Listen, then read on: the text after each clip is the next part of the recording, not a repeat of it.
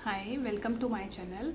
आज हम इस वीडियो में बात करेंगे कि हमें अपनी ब्रेस्ट को लेकर थोड़ा सीरियसनेस दिखानी चाहिए। मैंने क्या सिम्टम्स क्यों इग्नोर करें, हम इस बारे में भी बात करेंगे। तो मुझे पता चला कि मेरी ब्रेस्ट में एक गांठ है जो कैंसर तो नहीं है, लेकिन फाइब्रो एडिनोमा करके एक प्रॉब्लम होती है, वो है जो बनती है। इसीलिए बनती है कि हार्मोनल चेंज की वजह से। तो क्योंकि मुझे पीसीओडी था, मतलब अभी तो मैंने कंसीव कर रखा है, प्रेग्नेंट हूँ। तो जब मुझे ये प्रेगनेंसी से पहले भी मुझे कभी कभी मतलब एक पर्टिकुलर रीज़न पे, ऐसा नहीं कि पूरी ब्रेस्ट में, बर्निंग फीलिंग होती थी। बर्निंग फीलिंग, या आप कह सकते हो कि एक माइल्ड सा पेन, और वो भी स्पेशली कब होता था कि पीरियड्स के आसपास। तो अपने ब्रेस्ट में होने वाले कोई भी पेन को प्लीज़ इग्नोर ना करें। वो एक मतलब मुझे कभी भी, मैं ऑलमोस्ट हर वीकली मैं टेस्ट करती थी अपनी ब्रेस्ट को।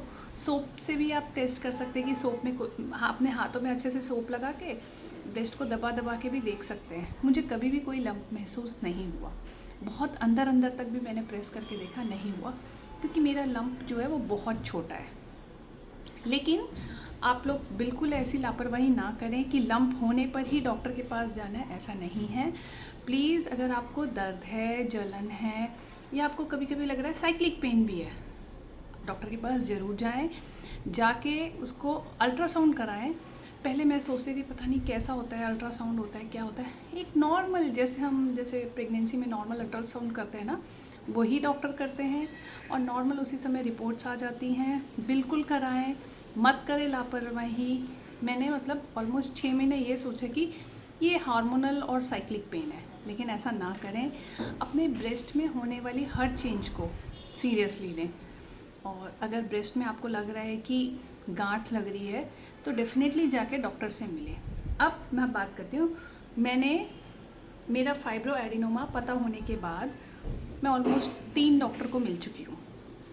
एक मैं अपोलो में मिल चुकी हूँ, 2 मेरी लोकल डॉक्टर, और वो दोनों ही MBBS MD हैं। तो उन दोनों की सलाह से अब मेरा फर्दर ट्रीटमेंट होगा।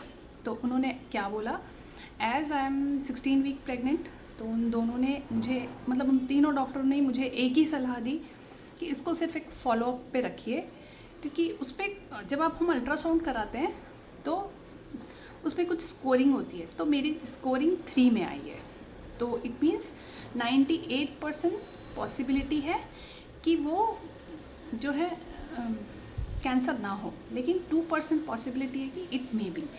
तो मुझे हर 6 महीने में रिपीटेडली अल्ट्रासाउंड कराने के लिए बोला है। 6 महीने में, 3 महीने में आप करा के देख लिए। तो मैं हर 3 महीने में रिपीटेडली अल्ट्रासाउंड करा के देखूँगी। अगर वो लंप या ट्यूमर बढ़ रहा है तो मुझे उसको सीरियसली लेना है, ऐसा मुझे तीनों डॉक्टर ने बोला।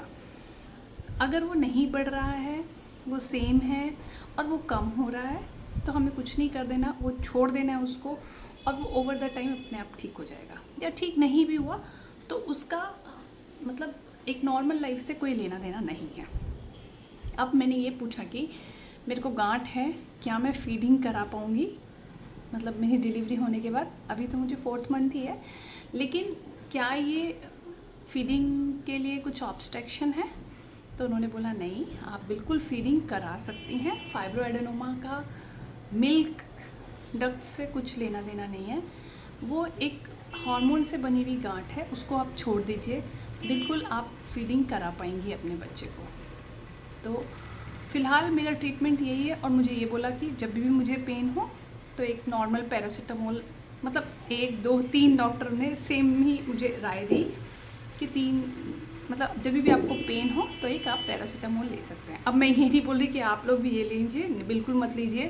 पहले अपने डॉक्टर से मिलिए, अपने डॉक्टर की सलाह के अनुसार ही आप अपने डिसीजन लीजिए। और अगर आपको कभी भी लंप फील होता है, बर्निंग फील होता है, जलन फील होता है, और पर्टिकुलरली एक ही रीजन में, मुझे एक ही रीजन में होता था, और ये मैं सेकंड वीडियो बना रही हूँ, और बनाने का मोटिव भी सिर्फ यही है कि अपने लिए जागरूक बनिए। और मैं उन लोगों में से हूँ जो डेली वॉक करते हैं, खाने में बहुत ही अच्छा खाना खाते हैं, लेकिन मुझे पीसीओडी लास्ट 10 साल से है। यस, मैं पीसीओडी में अपने हार्मोन्स की प्रॉब्लम से लास्ट 10 साल से फाइट कर रही हूँ। शायद ये उसी की वजह से है, क्योंकि डॉक्टर भी बहुत क्लियरली आंसर नहीं दे पाते कि उसका रीज़न क्या है। बस वो यही बोलते कि हार्मोन्स की वजह से होने वाली एक प्रॉब्लम है। ये बेसिकली 15 टू 30 की एज में मिलता है, लेकिन एज आई एम 35 से ज़्यादा हूँ मैं, तो मेरे को भी है। तो हो सकता है ये मेरे को पुरानी गांठ हो, मेरी यंग टाइम से हो। मैं बहुत मतलब मुझे पीरियड्स होने से पहले चेस्ट में टेंडरनेस तो मुझे बहुत पहले से होती थी। तो मुझे पता भी नहीं है कि शायद ये कब से हो, ये लंप और ये ट्यूमर, मुझे नहीं पता। लेकिन अगर आपको कभी भी ऐसा फील होता है तो जाइए डॉक्टर को मिलिए। फाइब्रो एडेनोमा का बिल्कुल 100% इलाज है। उसको एक छोटा सा चीरा लगा के निकाल दिया जाता है अगर वो बड़ा है तो। और अगर छोटा है तो उसको ऐसे भी छोड़ सकते हैं, सिर्फ एक फॉलोअप पे ले सकते हैं। हाँ, अगर वो स्कोरिंग में स्कोर 3 से ज़्यादा 4 आता है, 5 आता है, तो उसकी फर्दर इन्वेस्टिगेशन भी बहुत ज़्यादा ज़रूरी है। तो अपने स्कोरिंग को भी देखिए जब आप अल्ट्रासाउंड कराने जाते हैं, और डॉक्टर से भी मिलिए। एक ही डॉक्टर से ना मिलें, एक और डॉक्टर से मिलके सेकेंड ओपिनियन ज़रूर लीजिए, क्योंकि पीस ऑफ माइंड भी बहुत ज़्यादा ज़रूरी है। तो मिलते हैं एक अगली वीडियो में अवेयरनेस के साथ। तब तक के लिए बाय बाय, टेक केयर।